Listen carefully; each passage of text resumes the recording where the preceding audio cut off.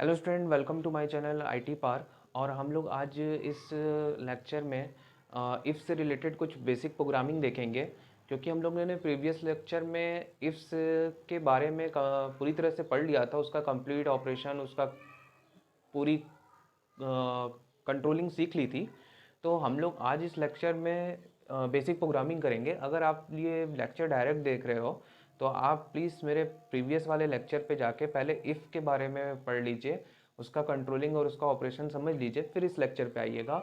उस लेक्चर की लिंक मैंने डिस्क्रिप्शन में डाल दी है, नहीं तो आपको क्लास 10 जावा की प्लेलिस्ट में भी वो मिल जाएगा। ठीक, तो हम लोग आज जो पढ़ेंगे कुछ बेसिक प्रोग्रामिंग पढ़ेंगे। 4 बेसिक प्रोग्रामिंग हम लोग पढ़ेंगे आज यहाँ पे। तो हम लोग पहली बेसिक प्रोग्रामिंग पढ़ने जा रहे हैं कि एक नंबर है जो कि आपको यूजर से एंटर कराना है और उसको चेक करना है कि वो नंबर पॉजिटिव है कि निगेटिव है।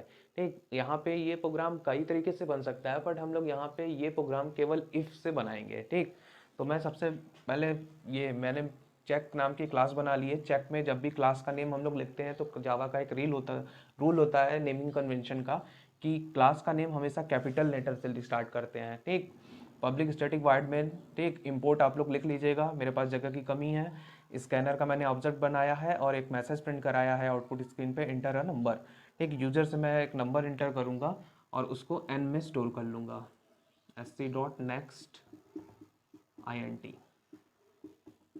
ठीक, ये मेरे पास नंबर आ गया है। यहाँ पे मैं अब कंडीशन डाल रहा हूँ, if number is greater then 0।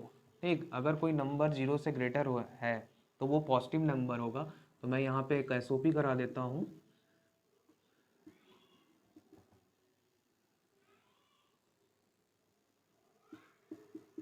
Positive.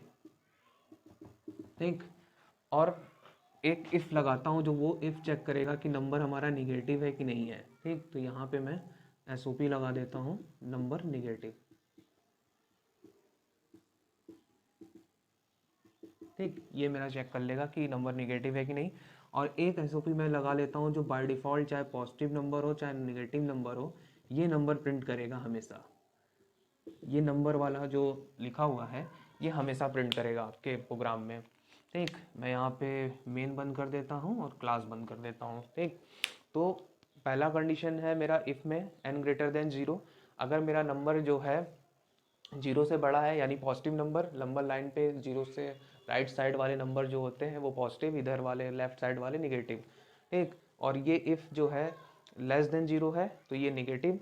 ठीक, और अगर मेरी ये कंडीशन ट्रू होती है तो मेरा पॉजिटिव प्रिंट करेगा, ये कंडीशन ट्रू होती है तो निगेटिव प्रिंट करेगा। ये जो स्टेटमेंट लिखा हुआ है ये फ्री है, ये चाहे पॉजिटिव प्रिंट करे चाहे निगेटिव, पर पॉजिटिव के साथ नंबर, निगेटिव के साथ नंबर। ठीक,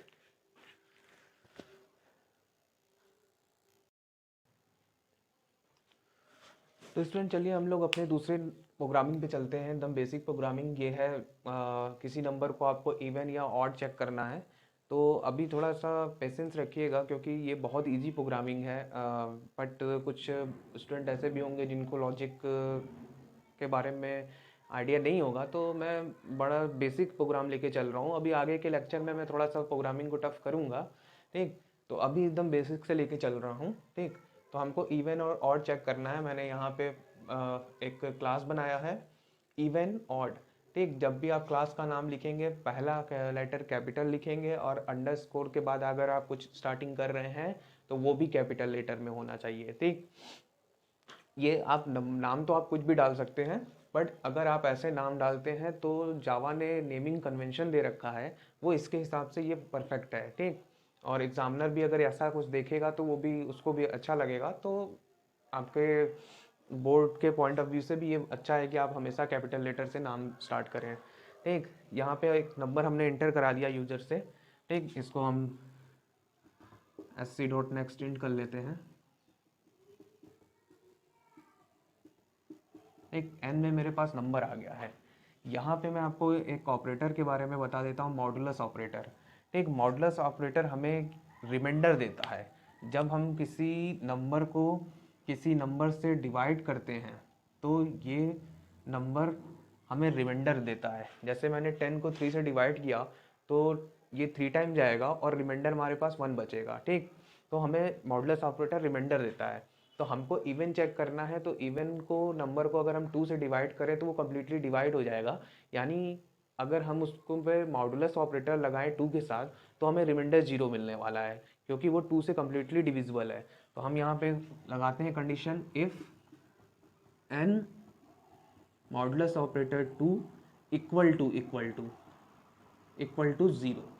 ठीक, कंप्यूटर में जब भी इक्वल टू लिखना होता है तो हम 2 इक्वल टू लिखते हैं। मैथ में 1 इक्वल टू से काम चल जाता है, पर कंप्यूटर प्रोग्रामिंग लैंग्वेज में जब भी हमें किसी चीज़ को इक्वल टू लिखना रहता है तो हम 2 इक्वल टू लिखते हैं। ठीक, तो ये जो मेरा चेक करेगा ये लिखेगा SOP इवन,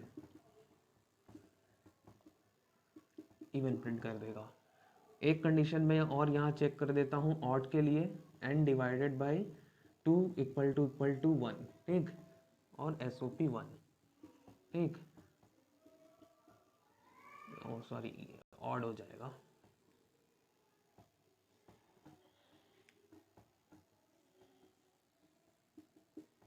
ठीक, और यहाँ पे मैं SOP नंबर डाल देता हूँ। ठीक, और यहाँ पे मैं क्लास को और मेन क्लास को मेन फंक्शन को बंद कर क्लोज कर देता हूँ। तो देखिए मैंने यहाँ पे एक कंडीशन डाली है n modulus operator 2 equal to 1। तो हम जब भी किसी नंबर को किसी सेकंड नंबर से डिवाइड करते हैं तो जो दूसरा वाला नंबर होता है जिससे हम उस नंबर को डिवाइड कर रहे हैं, तो जो रिमाइंडर आता है उससे 1 कम आता है। यानी आप किसी भी नंबर को 2 से डिवाइड करेंगे तो रिमाइंडर या तो 0 आएगा या तो 1 आएगा, इसके सिवा कुछ भी नहीं आ सकता। ठीक, तो ये एक लॉजिक है हमारी इवन आउट को चेक करने की। तो चलिए स्टूडेंट हम लोग एक और प्रोग्रामिंग देखते हैं इफ़ से रिलेटेड। हमें दो यूजर से 2 नंबर लेने हैं और उन 2 नंबर में से जो लार्जेस्ट नंबर है वो फाइंड करके बताना है। ठीक, तो हम लोग इसके लिए भी प्रोग्रामिंग लिखते हैं। जैसे मैंने यहाँ पे क्लास लार्ज में मैंने कैपिटल लेटर लिया हुआ है। ठीक, public static void main scanner का ऑब्जेक्ट बनाया और एक यूज़र को मेथड मैंने यूज़र को एक मैसेज प्रिंट करा के दिखा दिया कि इंटर द 2 नंबर। तो हम 2 नंबर जो होता है उसको एक को n1 में स्टोर कर लेते हैं sc.next int करके। एक int n2 sc.next int। ठीक, ये 2 नंबर हमारे पास आ गए हैं। ठीक, अब हम लोग यहाँ पे कंडीशन लिखेंगे if n1 is greater than n2। ठीक, तो यहाँ पे SOP करेंगे फर्स्ट नंबर इज लार्जेस्ट। ठीक, और यहाँ पे अगर आप n1 को प्रिंट भी कराना चाहते हैं तो यहाँ पे प्लस लगा के n1 को प्रिंट करा दीजिए। ठीक, यहाँ पे एक कंडीशन चेक करेंगे n1 n1 less than n2 या n2 is greater than n1। ठीक, बात एक ही है n2। ठीक, यहाँ पे SOP करा देंगे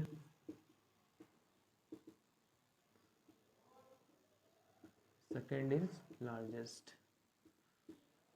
ठीक, n2 को प्रिंट करा देंगे प्लस लगा के। ठीक, और यहाँ पे हम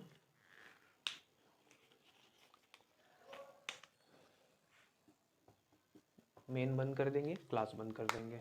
ठीक, आप यहाँ पे एक केस और भी डाल सकते हैं। मान लीजिए कि अगर यूज़र तो कुछ भी दे सकता है, हम हमेशा यूज़र के लिए प्रोग्राम लिखते हैं, तो आप एक केस यहाँ पे और भी डाल सकते हैं। जब मान लीजिए वो केस ऐसा हो जाए कि n1 n2 के बराबर हो जाए, तो n1 n2 के बराबर हो जाएगा तो यहाँ पे ये दोनों केस तो मैच करेगा नहीं।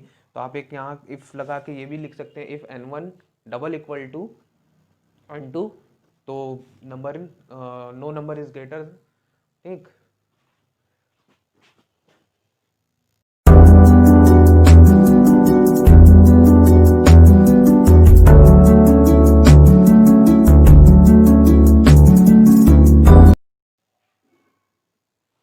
तो स्टूडेंट एक क्वेश्चन ये भी है जो हम लोग करेंगे, इसमें थोड़ी सी कंपाउंडिंग डालेंगे। ठीक, तो चलिए करते हैं इसको। ये है कि आपको एक पर्सन की एज इंटर करानी है और उसको चेक करके बताना है कि पर्सन वोटिंग के लिए एलिजिबल है कि नहीं हो। ठीक, तो वही यहाँ पे मैं क्लास का नाम चेंज कर देता हूँ थोड़ा सा, इसको मैं कर देता हूँ वोटिंग। ठीक, ये सब चीज़ तो वही रहेगा। यहाँ पे मैं एक मैसेज प्रिंट करा देता हूँ, SOP इंटर द एज। ठीक, ये एज इंटर करा देगा। एक INT एज नाम का मैंने वेरिएबल ले लिया, SC डॉट नेक्स्ट INT में I कैपिटल। ठीक, हर लाइन के बाद दर सेमीकोलन। यहाँ पे मैं एक कंडीशन डाल रहा हूँ, if age is greater than equal to. ठीक, क्योंकि अगर कोई पर्सन 18 ईयर का भी है तो भी एलिजिबल है वोटिंग के लिए। ठीक, यहाँ पे मैं थोड़ी सी कंपाउंडिंग कर रहा हूँ और मैं यहाँ पे SOP करा रहा हूँ, पर्सन इज। ठीक, और एक SOP करा दे रहा हूँ, एलिजिबल फॉर वोटिंग। ठीक, और कंपाउंडिंग मैंने बंद कर दी। फिर यहाँ पे एक इफ लिखता हूँ। ठीक,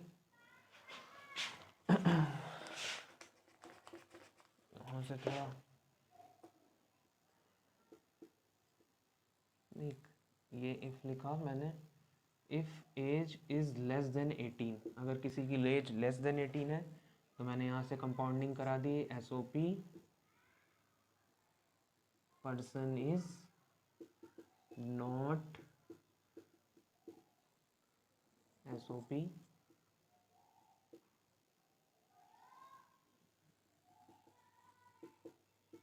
एलिजिबल फॉर वोटिंग।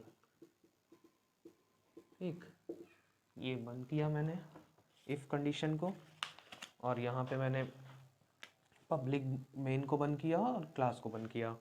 ठीक, तो यहाँ पे मैंने एक लॉजिक लगाई कि अगर पर्सन 18 से ग्रेटर है तो मैंने कंपाउंडिंग कर दी। कंपाउंडिंग करने का मतलब यही है, पिछले लेक्चर में मैंने बताया था कि अगर आपकी कंडीशन ट्रू होगी तो ये कंपाउंडिंग वाला पार्ट पूरा परफॉर्म होगा, यानी 2 SOP परफॉर्म होगा। और अगर यहाँ पे भी मैंने कंपाउंडिंग की हुई है, अगर लेस देन 18 है एज किसी पर्सन की, तो ये दोनों लाइनें परफॉर्म होंगी जो मैंने कंपाउंडिंग कर रखी है। ठीक, इसके आगे वाले लेक्चर में हम लोग इफ़ की प्रोग्रामिंग करेंगे और उसमें थोड़ा सा हम लॉजिकल चीज़ें एक्स्ट्रा डालेंगे, थोड़ी सी वो टफ प्रोग्रामिंग होगी। ठीक, तो जैसे जैसे यहाँ पे कुछ जब टफ प्रोग्रामिंग आएंगी तो वहाँ पे कुछ ऑपरेटर्स आएंगे, ये चीज़ आएंगे, ऑपरेटर आएंगे, तो हम वो मैं आप लोगों को वहीं पर एक्सप्लेन कर दूंगा।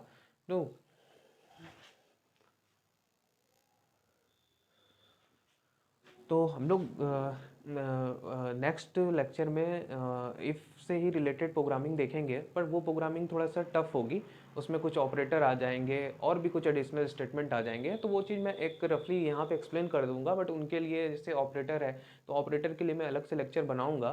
ठीक, तो नेक्स्ट हम लोग जो प्रोग्राम बनाएंगे वो थोड़े लॉजिकल होंगे, ठीक, और थोड़े टफ भी होंगे।